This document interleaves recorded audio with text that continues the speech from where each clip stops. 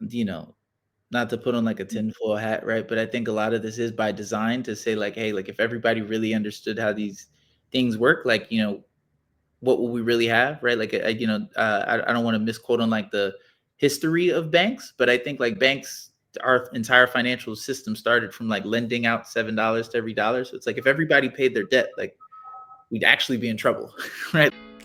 Welcome to Behind the Work, the show where we dive deep into the business, life, and careers of people doing some amazing things in the world. I'm your host, Jessica Santana, and I'm bringing you the stories behind the sexy and unsexy parts of success. So, whether you're working at a company, building your business, or you're just trying to level up, this is for you. At Behind the Work, we believe that we all have to go up together, so make sure you're tapped in. So today we have the great pleasure of talking with the homie, Evan Leaphart. Evan is the founder of Kredit Academy, a company dedicated to empowering financial institutions and their members through innovative solutions. Their flagship product, Kredit Quest, gamifies financial education to make learning engaging and rewarding for users of all ages. They are soon launching the Kredit Card, a secured credit product integrated with Kredit Quest, offering members a chance to build credit responsibly while earning rewards for both spending and learning. And outside of what he's doing with this startup, he also is one of the co-founders of Black Men Talk Tech, which is a hub that brings together Black tech founders with investors, major corporations, other entrepreneurs, and relevant market practitioners. So they're committed to forming connections to build on resources and push the culture forward. So Evan, welcome to the show. Thank you for having me. How you be? I'm good, man. So for some context, so one thing I've been doing with everyone that has been on the podcast is providing context on how I even met them. Evan, I don't even know if you actually even remember this story, but I met you in about, it was like 2022 or 2021 at ASU GSV. I It remember was we took that walk. It was like the ASU GSV was here, and then we all like went toward it was some restaurant somewhere nearby. Yeah, it was like a local restaurant. And honestly, anyone that knows ASU GSV, like there's not an influx of like people of color that go to this conference, right? And so we kind of all found each other and then hooked up and kind of just was like hanging out the entire time. Some of us ended up going to hookah later on and having a good time later on. But I think what was really dope about when I encountered you was it was really clear that you were super passionate about what you were working on. And I'm so attracted to people that just love what they're doing. And so I knew you were based in Miami. And when AOT was opening its offices here, I was like, this is a really great opportunity to reconnect. And you've just been such a cool homie ever since. And so I just wanted to provide context because I think it's important for people to know that, like, these interviews on the podcast, like, they have been with relationships that I've had with people for a long time. These are not like randoms that I'm interviewing. Like the stories here really matter on a personal level to me in a way that I think will lead to really productive conversations. 1,000%. Not, you do already know. And for people listening, I have tremendous appreciation for what Jessica does and, AOT and all you have accomplished. So honored to be here. For sure. All right. So obviously I know your background. I know a little bit about, your origins and stuff. But for those who are listening, tell us about who Evan is before your success, right? Like tell us about little Evan, his dreams and his aspirations, where he's from, what he liked, and how he even got to where he is at today. So little Evan, one is an only child, right? So there's two things with that. Being an only child can make you incredibly spoiled and selfish, but it can also make you gravitate towards a lot of people. And from an early age, I was just a very inquisitive kid. I was born in Pittsburgh, big Steelers fan, stayed a Steelers fan, even though I grew up right outside of Baltimore. So majority of my friends are Ravens fans. Super happy they lost. But I grew up with entrepreneurial parents. So even though my mom and dad both work for the airlines, they've always had something going on. My dad had a record label. My mom, she's done so many things. Gift basket business. She taught me how to tailor dress shirts. Now she has this clothing company called D-Shard Designs, where she takes old denim, repurposes it, and creates like clothing out of it. It's a super cool thing. Um, but that just stuck with me, right? So as a kid, I was the kid with the lemonade stand. Um, when I was in high school, I remember, can't even say Google. Maybe I went on like Lycos or I'm old, right? Like the early days of the internet and early days of the internet, and I printed out instructions on how to build a computer from scratch. Not because I just was like a techie. I wanted to have the fastest CD burner on the block, so I could burn CDs and sell them to my friends. So I was going through high school making like, $50 a day selling these little mix. What was my rates? I think I sold, if it was like an actual album, it was like 5, and then a mix was like 7. Um, I've just always been that kid, So just um, love sports. I play basketball. In my mind, I'm better than I am actually. Uh, Still good though, but I could be better. And yeah, they're just, and enjoy sports. Entrepreneurship's my passion, and in doing so, that's what kind of led me into what I do with Credit Academy. Happy to go more into it, but I know you got a whole list of things for me, so I'll stop there. Yeah. Well, I mean, I think this was a good segue, right? Because my next question for you is really like one thing I've learned to appreciate about you is that you are not apologetic around saying, I'm a serial entrepreneur. So while Credit Academy is the thing that you're working on right now, you actually have had a history of building companies over and over and over again. And so, when I think about serial entrepreneurship, I think about folks that can really see a problem and say, hey, I'm going to go and try and solve that problem. But I'm curious to know, like, what were the things that led you to Credit Academy? Like, what entrepreneurial experiences from your first company, your second company, got you to the point where you were like, I want to really lock in on developing a product that solves the US credit issue? Yeah, for sure. So I was that kid that when I turned 18, I got a credit card right away, immediately maxed it out, moved to Miami for college, just super unfocused. And basically, that haunted me throughout my whole 20s, right? So all the other business concepts that I came up with along the way, clothing line, auto transport, all these things, I tried to get a loan or line of credit, and I really couldn't because, you know, my previous decisions like really haunted me. And when I look back on it, I was like, man, the majority of that's your fault. Like, I'm a pretty accountable person, but it was a sliver like, yo, you didn't learn anything about this until it was too late, right? So I was like, if I ever could do, like, I think you could always ask an entrepreneur, like, hey, I know you're doing this as a business and you enjoy being an entrepreneur, but if you could do any business, what would it be? And my answer was always this, right? Like what I'm doing today. So I'm very happy to be kind of like in my truth of entrepreneurship, but that's what it was for me. It was like, man, how do we build something that helps people not make the mistakes I made? So I'm not like a financial guru. I'm not Susie Orman. I'm not Dave Ramsey. I'm a person that messed up his credit, learned through experience, and just trying to help people along the way. Yeah. Well, you know what? So a part of it is you're saying that for such a long time, like it was an issue that you wanted to solve, right? But there were also a lot of companies that you started before this. What was the defining moment where you were like, okay, you know what? I'm gonna sunset all of my other entrepreneurial endeavors and really focus in on this one? Because I do think it takes a really brave soul to say, like, all right, my other businesses, they are important, but actually this is the thing that I'm going to be the most passionate about, give 110% to. And what was that moment for you? Was it like, oh my God, I got $1 million in debt, I got to go figure it out? Or was it just like a calling from your faith? Like, what was the moment? I think because I had the idea in my head for a very long time. Like before I even like did anything with Credit Academy, our first product, Kitty Credit, came out like shortly before the pandemic. Um, I just didn't. I felt inferior when it came to launching. Right, like I was like, man, like credit still wasn't like the greatest, right? And then also I was like, man, I don't necessarily, I don't have kids, right? So like, who am I to be this authoritative figure on one, teaching you about credit, and then two, like not really dealing with youth?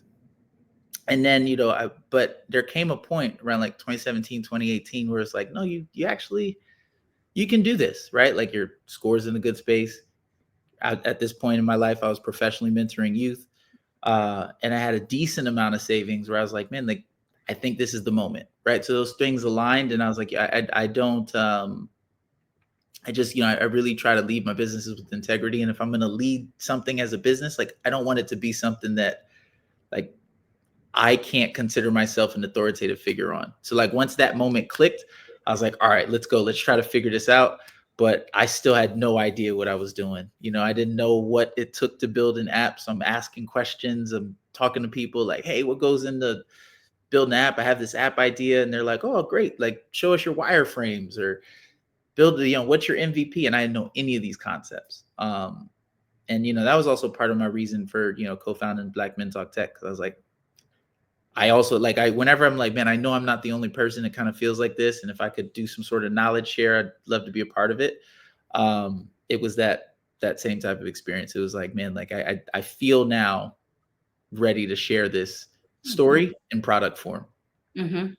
Yeah, it's actually really interesting that you say that because I kind of feel the same way even about my own journey. Like there were certain things that had to be true for me before I like started this podcast. There were certain things that had to be true for me before, AOT went from one office to its second office. And so it's interesting how you say like, you want to feel credible and you want to feel like you can be an authoritative figure on a topic before you get there. And I think it speaks a lot to like your integrity as well. And so, when you think about like your history with credit, I think you hinted at it a little bit.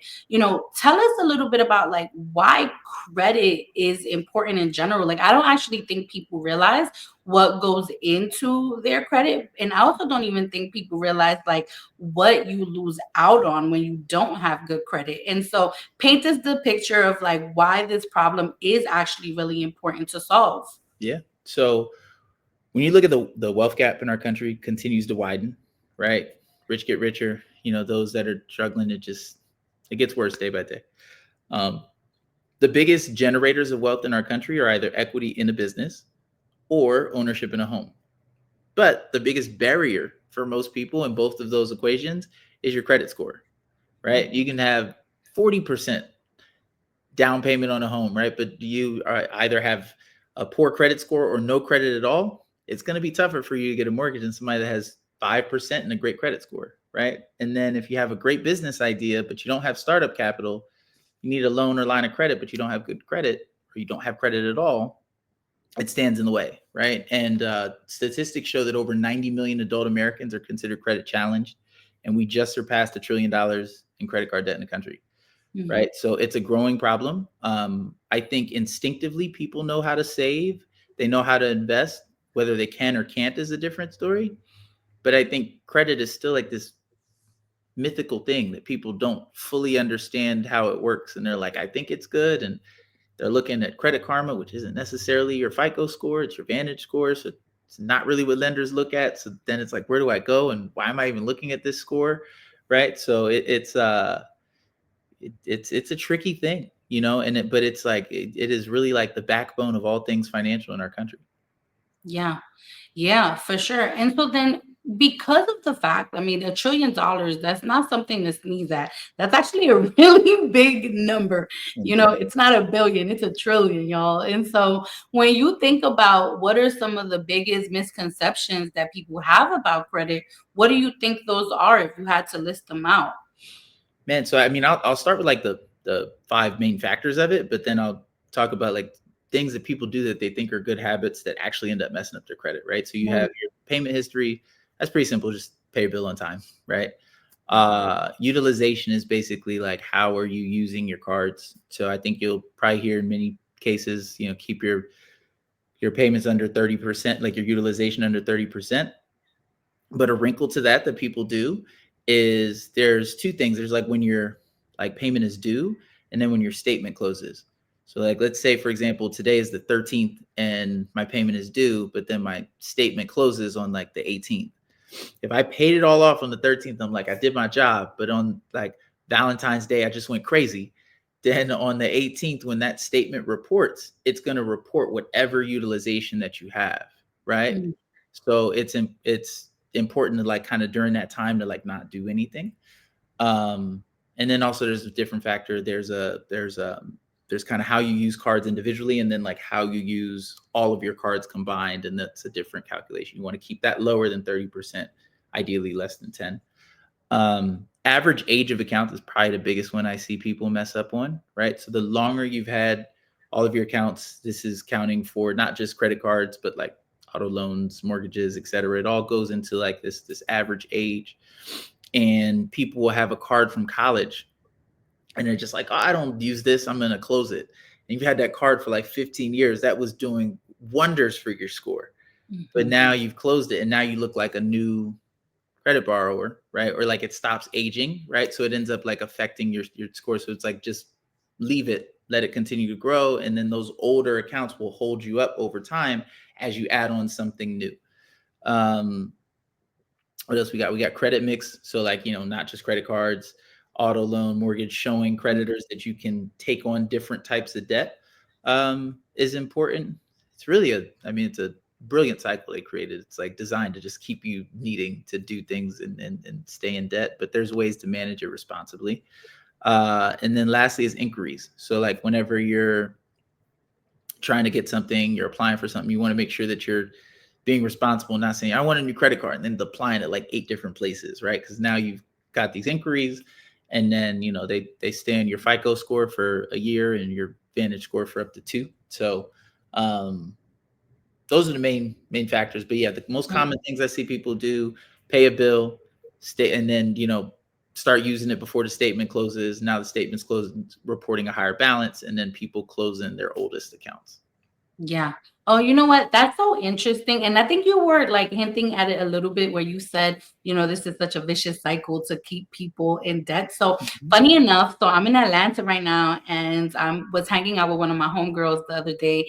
And she was just like, Jess, like I paid off all of my credit cards. And she said that literally the day after she paid off all her credit cards, she got an email from one of her credit card companies and was like, hey, we've now increased your credit limit by like $30,000. And she was just like, oh my God, like I hate that for me, right? Because now I am incentivized to like go and buy some more stuff. And I think that part of what I'm even trying to discover for myself is like, what are, the predatory practices? Because there are the things that I know that I can control, right?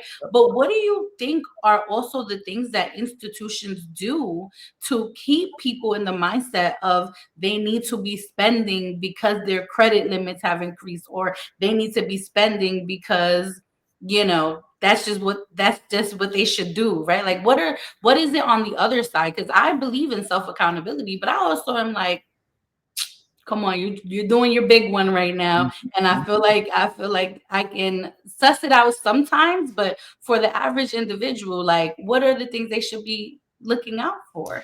It's interesting because there's different ways of how like underwriters and like creditors are like evaluating stuff, right? It's crazy because like when you start to use it too much, that's when they start to pull your credit away. They're like, "Oh, be careful. They might be going down a slippery slope. Let's not get caught up too much."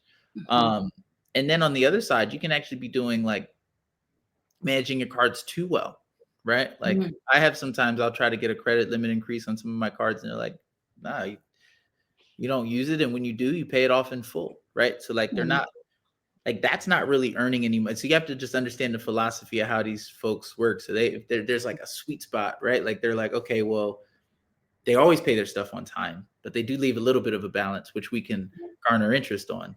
But if I mhm, just let them use the card and then they just pay it off, like sure, I'll get money maybe on like the transaction fees and stuff like that, but mhm, I'm not getting any interest because they just keep paying off the bill.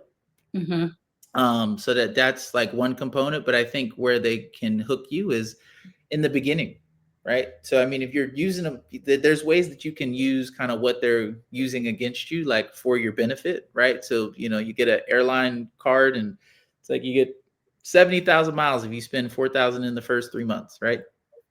If there was things you were going to spend $4,000 on anyway, just use it for that and pay it, and then get those miles and use it for a free flight, and then go back to not really using it, right? Or like just if you use it, pay it right off and follow those same like utilization rules. Mhm. They're definitely there to try to get you to trip up and do more, right? So I'm sure your friend, she just has responsible habits. They're like, you know what? She's been in Atlanta and she's not going to hookah bars and everything all the time. Like, let's go ahead and give her 30 more. Like, you know? Sure. Okay. Well, all right. So for those that are listening, right, that have like a really poor credit score and they're trying to get out of this song and dance where they're trying to pay things off, but nothing is really working. What would you say, like in a maybe 4 or 5 step process for this person that is like in a really bad situation? What are the like 4 or 5 steps you think they can take today to make sure that like over time their credit does improve? Yeah. I think that the first thing that's most important is to just know. Mm, You know what I mean? So like it's not even about like the number, right? Like that'll take care of itself, but like as in terms of like the first step. But like so you can go to like annualcreditreport.com and you can get all of your free credit reports from the different bureaus. If you really want to be in depth, then you can like FICO itself has a product where you can see like all of your FICO scores and not just like it's tricky because there's multiple FICO scores. Like there's the FICO score 8, which is mm, typically what lenders are using for like cards and stuff like that. And but then there's a mortgage score, which is really that's probably the hardest one to improve. It's your FICO 5, 4, and 2, and these nuances like they're very interesting. But when you look at your report, you can really start to see if there's any inconsistencies, right? So that's one of the things that I look at. So effectively I'll say, okay, well, why is this balance reporting this and this one's reporting this balance, and then you can dispute those things. I really, the credit repair people, man, they're definitely a odd bunch, and I try to like not be, like I'm not that guy. Like I'll remove all your bankruptcies. I never try to be that. It's more like let's take an honest look. Okay, is this actually your account, right? If it is, cool. We're not gonna sit here and say this is fraud. Delete this from my account, right? Like it's like what's actually going on here? Okay, well, why is it saying it's marking this one as a missed payment for this month, and on this one it isn't, right? If you know you missed it, maybe we should leave it alone. Or like, I know I didn't miss that, then let's go ahead and say, hey, look at my other two bureaus. It says here it's not missed. So like you just start to like have a very accurate picture at like what's wrong on your report is step number one. And then step number two is really like looking and identifying the areas that you could correct. And let's say everything is right, right? Like you what you could do is say, well, it's not really I can do at this point. Or if there's things that could be better and you've had a history of good things happening over the past year, 2 years, 3 years, sometimes you can just simply send a letter, right? So I'd send a letter and say, hey, during this time, this is what was going on. And if there's some additional proof you can provide to why there was some sort of hardship, sometimes they'll look out for you. Can't not a guaranteed thing or anything, but then you wait 30 days and kind of see those responses. If there's things that are flat out wrong, you just challenge them, right? But then you start to see, like, if you're monitoring it on a month to month basis, like I check my credit at least like 2, 3 times a week, right? And I look just so I can explain it better to people that ask me these types of questions. Like I try to see like every little thing that happens, like if it went up a point or went down a point, and like why. mm, Um, and when you start to take it that seriously, you just start to understand what happened. You start to see like, okay, how much my score dropped when I did one inquiry, or like, okay, I just got this new card.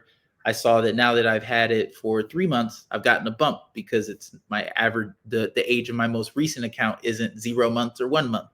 mm, Those like taking it that seriously, I would say is kind of the step after doing like the disputing. And then the biggest thing I'd say kind of step 4 and 5 for me really is like just like, what is your goal? Like, if you had an 850 today, right? Like, what does that even mean? Right? Like, does mhm. that mean you're gonna go get a Lamborghini? Like, you shouldn't, or what do you want to do with this? Are you trying to buy a home? Right? And like, so like, okay, cool. So when could you afford that down payment? You can afford it in a year? Fine. So let's try to work backwards from that year to put ourselves in the best shape possible to get that home. Or like, I want this car in 6 months. Okay, well, let's start to work towards that, right? So I think that's the important thing is you can get caught up in the game of like the credit score, and then like if you were to quote unquote beat it, it's like Now what? Mhm. Yeah. Yeah. No, and I think that what you just provided everyone was like credit school, which actually goes into like Credit Academy, which is what you're building right now. And so, I think even me, like even the things that you said, I'm like, maybe like, why do I want like the a really high credit score? Like, what is my goal? So I'm even having like an existential moment because I'm very particular about my finances. Everyone knows that I do my monthly reconciliations. I make sure to take my money every 2 weeks and put it in my investments. Like I don't play around with stuff like that. But now that you're asking, I mean, now that you said the thing about like what is the goal with having the high credit score, I don't know that I actually had one. I think it was just like my own ego Yeah, wanting to that's make sure it's that I like, was up there, what you gonna tell me? My score 750. Like, we do, like For we just want it sure. to want it, Yeah, Yeah, for sure. All right. So then, okay. So again, we just got a quick lesson on credit, but now I want to talk about like Credit Academy, like your actual company and like what it's doing because I think it's really phenomenal. And so, can you give us a breakdown on like how everything you've learned about credit is now being productized in this startup that you're building and what you're hoping that users and customers and clients get out of the experience of engaging with it. yeah. So, like I said, it really stems from my personal story.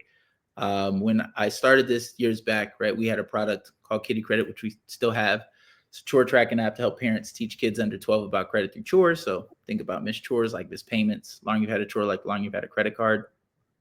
And when we built this, we really thought about like, hey, who are we designing this for? Like, happy with any family using it, right? But we really wanted it to get into low to moderate income households, right? Because we just understand the power of good credit.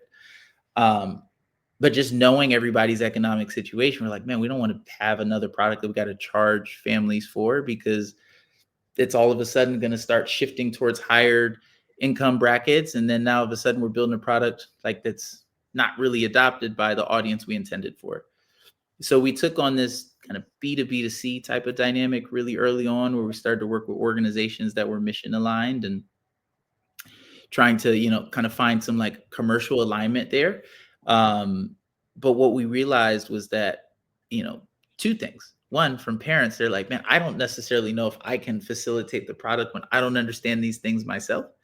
And then Mhm. also from like a business perspective, it's kind of tough for, bank or credit union or whoever, whatever the kind of use case is, to say that, hey, like if we invest in this like 11-year-old's well-being now, like, we hope that when they're 18, they kind of stay with us type of thing, right? So we're like, we really need to address this gap and create something effectively for all ages. And that's what led us to say, all right, cool. The evolution of this is to launching Kredit Quest, right? So effectively in all ages financial education journey. So think like a Duolingo for finance that we're really excited about. It takes on three fundamental concepts. So like learn, earn, redeem. So you earn points, and then those points you can use to redeem for real world items like gift cards. We have like over 400 vendors you could choose from. But then additionally, again, like I said, we have this B2B to C focus. We work with credit unions and we work with banks to effectively white label Kredit Quest for them.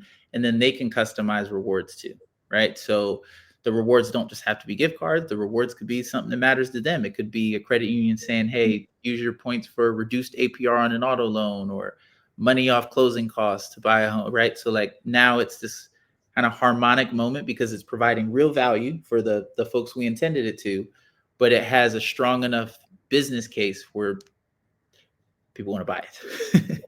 you know? Mhm. Yeah.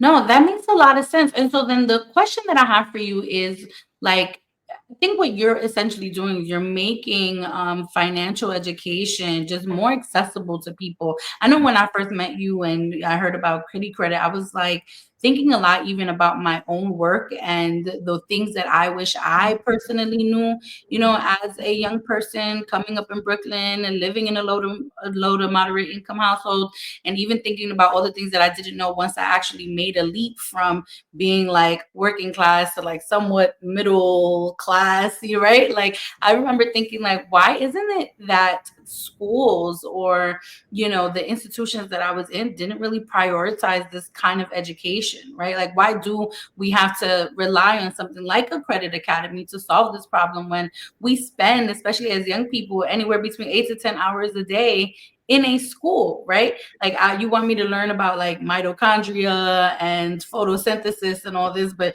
you don't want to talk to me about like how I can build wealth. Like Yeah. it's at some point it starts feeling like this is a real game. And so my question for you is like, what do you think is the lack of incentive for institutions to actually embed this kind of educational content within classrooms to make it more accessible to the masses? Yeah, I mean, I think we're making strides, right? Okay. But, like there's starting to be like a mandate around like taking one financial literacy course Oh, in cool. high school, but Yeah. still a lot of work to be done, right? I think that you know, not to put on like a tinfoil hat, right? But I think a lot of this is by design to say like, hey, like if everybody really understood how these things work, like, what will we really have, right? Like, I don't want to misquote on like the history of banks, but I think like banks, our entire financial system started from like lending out $7 to every dollar. So it's like if everybody paid their debt, like we'd actually be in trouble, right? Like it's intended for it to stay in this cycle. Um, so I don't know if that's part of it per se, but I also think they're the people that are writing the rules didn't have the tools. Mm, Um, so I think we're getting there. I think people are, becoming smarter. We have social media, so all the information can't just be kind of controlled and streamlined. So you're starting to see the conversation become more important. And what we're trying to find is a way to deliver it to the audience that it's digestible and meets them where they're at in their day to day. I mean, there's been incredible advancements in AI, and that's part of what we're embedding into the experience too. So, like over time, we're introducing the concept of adaptive learning, where we can produce content not based off of age, but by demonstrated understanding. Right. What I've realized in this journey is you got 13-year-olds that know money like they're 35, and 35-year-olds that know money like they're 13. Right. So just mhm. making it age specific is wrong. So, um, yeah, no, it's a shame. I learned how to play the recorder, but I didn't learn I didn't learn anything about a credit score until it was too late. Yeah, and I'm assuming they had you playing like the little beige one, right? It was like the Yeah, little yeah, beige. with the little case. Yep, yep, of course. That I is can so I funny. can I can the only thing I got of value is, I remember the song 50 Nifty United States, and I can still say all the states in alphabetical order, but I don't write in cursive. Uh, Mhm. Mavis Beacon taught me how to type, shout out to her. Shout But out you to know what I mean? But other than that, not too much value. Yeah, no, I feel that. I feel that. So it feels like until, mandates actually go beyond like these one classes in high school to teach you about financial literacy, that people really are out here in the wild, wild west trying to figure it out by themselves. And so at that point, if I'm like a family member or I'm taking care of young people, or I just want to make sure that me and my crew in our 20s, we make the right decisions, like, what do you think we can be doing now to make sure that we are being very financially responsible beyond even the credit issue? Because I even think that sometimes it even goes into like, are you matching your 401k? Like, what Mhm. do you think are the steps outside of going to like, google.com? No, I mean it seems like they need to be following the Jessica Santana method, where you basically have I reconcile my book. Like I heard that, I was like, dang, I gotta step it up for you. I thought like I got a plan, but I don't have like the whole like my I didn't I'm not reconciling the books. That But is no, so all funny. jokes aside, like that, like I think just really taking your money serious, because it really, when you know your number, it's like really good. You're not guessing. Like you shouldn't be like having to open a Chase app or bank or whatever app you use. Greenwood, shout out to a black owned startup, right? And be like, all right, let's hope I got money in here, and then you don't have it. So Right. like that is a terrible way to be. And shout out to you for not being like that. I used to be like that. I used to be the person that guessed. I'm no longer that person. But Yeah. Yeah. Yeah, no, no, it took a while. It took a while. I just remember at one point in time, like when I got my first corporate job, everyone was just like, "Do you want an FSA? Do you want an HSA?" I was just like, what does this even mean? And so I've been on my own like financial empowerment journey, and I think that everyone needs to take this stuff seriously, I agree. especially in communities like ours. Like, I know we're talking about credit, but even in communities like ours, like I just found out not too long ago that my dad might not have life insurance, right? So now I need to be putting money aside, to make sure that if anything ever hit the fan, I don't gotta go to GoFundMe. Yep. You know what I'm saying? And so it is something to be taken very seriously, y'all. So if you are listening, make sure that you are taking care of your finances, make sure that you are taking care of your credit. Okay, so one of the things I've always really admired about you is that you've been really unapologetic about this being a purpose-driven business. And I think that when you are running purpose-driven businesses, sometimes people will try and like get you to do things that have a little bit of mission creep, right? Where it's like, yeah, it might generate some profit and it might generate, a return, but it also can't lack the integrity of the vision that you set out. So in a world where people are just like, is it going to generate a return? How do you make sure that like you are developing a business that still is very much about purpose and then about changing the lives of the users that engage with your organization? Yep. A great question. Um, I mean, you mentioned it with mission. So like when you have like a mission you set out to do, like and you know what that is instinctively, you can just make decisions like for or against that. Right. And like when it's super black and white, like I remember when we started this, I was always like, credit is what we want to stay focused on. And people were like, oh, but what about like savings and investing? And like, it's like if we started to go down that pathway, we would really be diluting like what we intended to do. And while we do touch on other things, financial education, like it is abundantly clear, like the concept within financial education that we're trying to educate you about. Right. And had we just went a bunch of different ways, like it might not have worked out. I always say it's like and also the thing too is like to give a good example here, it's like a musician, right? Like, there's the rappers that like just kind of stay like on purpose of what they want to do. And then it like pans out over time. And then they have this incredibly long career that even if they don't sell albums, they could tour forever, right? Because the music they made stay true to like who they are. Then you have some artists that they might do a song which worked at the time. Maybe they get two or three, but we're not going to see them on tour, Mm-hmm. right? So like the cycles are short, and then it's incredibly tough, like in the world of tech, and just if you're going down the venture path because you're incentivized to grow at these like very rapid paces, right? So you want to start trying new things, and then all of a sudden, like again, same thing. It starts working. You made the pop album you swore you wouldn't make, right? Mm-hmm. You get to a certain point, but then it's like, now it's starting to plateau a bit. And like you didn't build the base that you wanted to build. So now it kind of goes off and maybe you have exit or something like that, but you definitely strayed away from what you wanted to do. Um, so it can take longer, I would say sometimes, but I feel like it's more sustainable if you stay on purpose. And I mean, you've seen that with what you do. So Yeah.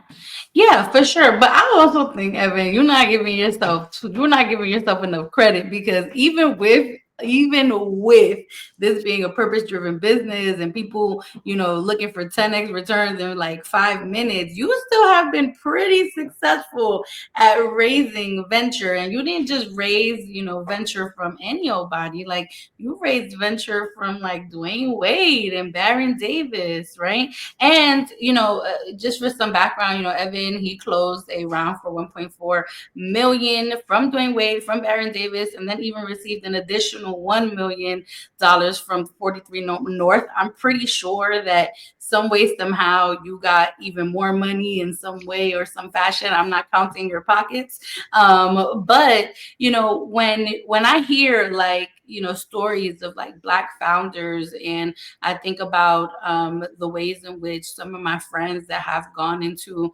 conversations trying to raise VC, like this is not always the success story that they come out with. And so, what do you think made you different in this process? that gave you the opportunity to still get to the outcome that you were looking for, which was to generate, some initial funding for your idea. I think talk about the to go back to the mission, right? Like Mhm, I think in the earliest stages of a company, especially if you're going down the venture path, it is to say it's 10% about the product is probably a stretch. I mean, it's starting to shift these days, but it's 90% about the founder, right? And if you know me, you know I just won't let this die, right? And I think what also helps me is being a serial entrepreneur. This is my first tech startup though. It's the first time I ever like raised. I didn't even know that you could just get money for like an idea or something like the outside of like a loan or line of credit, right? So it was a whole new process to me. Um, but what that also taught me, and I think sometimes some of my peers in the space feel like if you don't raise venture, like then the business is over. I was like, well, that's not what I know. I All I know is I have to get the product to a certain point. If I get the product to a certain point, I can sell it because that's literally how 90% of businesses work. Right? I'm a mhm. restaurant, like I need to cook the food and serve it. Otherwise, I don't make money and the business shuts down. Um, so I think that type of resilience is, one of the things that people look at, and I've gotten better over the years at telling the story of the company when pitching. I remember the first year I really started pitching, maybe like 2020, 21. I did a bunch of pitch competitions, lost all of them. Um, and then I had a good conversation with a friend of mine I grew up with. Excuse me, he worked at Cash App at the time. And he was like, you're telling your story based on your pitch deck. He was like, tell your story and then just have it match that. So I started to really tell a better story. And then, you talk about additional capital, won over like 10 pitch competitions and six-figure amounts and stuff outside of 43 North. But I think I just got better at telling my story. So like to anybody that's fundraising, it's like really you need people captivated by your story in the earliest of phases. As you start to go when you're Series A and B and beyond, it becomes more about what the balance sheet says. But storytelling is I think what was most helpful for me. Yeah. Even when you're telling this story right now of how you learned that storytelling was a thing, was the thing that you feel like differentiated you in the process, like you also just feel very grounded, because it sounds to me that regardless of whether or not you raised the money, this product was going to exist, right? And I feel that so deeply because I remember in the first 2 years of AOT, no one was trying to give us bread. Like, no one was trying to give us bread. They were kind of like, girl, like, I don't know what you're talking about. Teach kids how to code, teach kids how to build products. And I'm just like, why is this such a far and few between concept for y'all? Like, regardless of whether or not you guys say yes, I'm going to figure this out because I am passionate about what I'm building here and I'm passionate about these students. Yep. And I think this is a way for us to solve access to an industry that has not been, really inclusive to us. And so I feel that so deeply, but I also recognize that in order for me to get there were a lot of like practices and retelling of a story of narratives that were living in my head about whether or not the thing that I was building was valuable, especially when you're getting a lot of no's, you know what Mhm. I'm saying? So my question for you is like, you're a few years into this. Like, what are the things that keep you grounded? Like, if you never raise another dollar again, like, what are the things that keep you grounded? And what are the practices that you've developed to make sure that you are of sound mind and body and soul to continue the journey of building Kredit Academy? I think perspective helps me out a lot, right? Like, not to sound morbid, but I'm like, you could die. You know what I mean? Like we all do this thing, we're all like big on but it's like, what if it just stopped? And one of my favorite books was The 7 Habits of Highly Effective People. And Hmm. it's like if you die, right? Which we all live very long, beautiful lives. But like 5 people could kind of write a eulogy, right? Like, family member, significant other, friend, coworker, and then like somebody you just encountered. I think those are the 5. Like, what would they say? And then like based on what each of those descriptions are, like it's a very strong guide on like how you should live your life, right? Like and I feel like or to die. Like the narrative from those 5 perspectives would be like, it would be at this moment in time relatively positive. And then that is like what drives me to just, show up for like the world every day. Mhm. Um and then perspective, right? So talking about my co-founder, best friend Mike Gross, known him since I was like 12 years old, COO, head of education for the company. It's not even his quote, but he's told it to me and I've remembered it. But it was like Joe Budden said one time, like I thought I had it bad with no shoes until I met the man with no feet.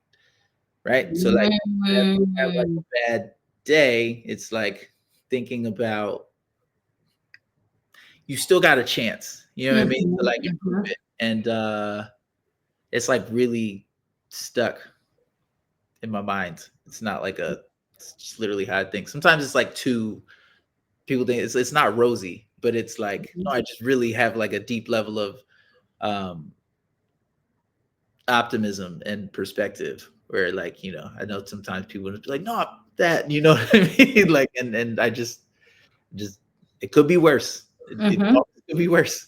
That's mhm. where I live. Well, that's really beautiful. Joe Budden is many things, but that was pretty that was pretty I profound. don't even know where it's from. I just know because Mike, I'm like, yeah, I need to go back and hear where he said that because yeah, I know a lot of the other things. Sure. But you know what? That is such a beautiful analogy. It actually reminds me, like my dad, he grew up in Puerto Rico and he migrated to New York City in the 50s and 60s. And this man loves to tell the story of why I do not need so many shoes because he grew up without shoes and he used to go to school without shoes. And then there was a point where he felt like he was going to lose his feet. And so I know he tells me this story so that I'm always in a state of gratitude. Yep. But I think it's so interesting you bringing that story up because it does remind me of like things actually could be a lot worse. And our time here on earth is so limited and we really got to live it up. We got to live it up. Life is long, but life is short. And so shout out to you for that. I love that. Right. Okay. So we got to wrap up because obviously we've been here for a little while. But where do you see Kredit Academy in the next 5 years? Like, what can people like look forward to, and even what are you hoping your legacy for the company is when you're like looking back at a decade's worth of work? So a big thing for me, and it's kind of the phase that we're in now as a company is really the learn, earn, like learn then introduce type of concept, right? So Mm-hmm. we're saying, we're throwing all of these things in front of our faces when it comes to like financial instruments, loans, credit cards, mortgages, cars, whatever it is. And just being like this intermediary moment to say like, cool, no problem. Like credit cards will still be here. Like I'm not saying it's a bad thing, but like, can we just learn about it first, right? And I feel that we are at the forefront of making that a thing.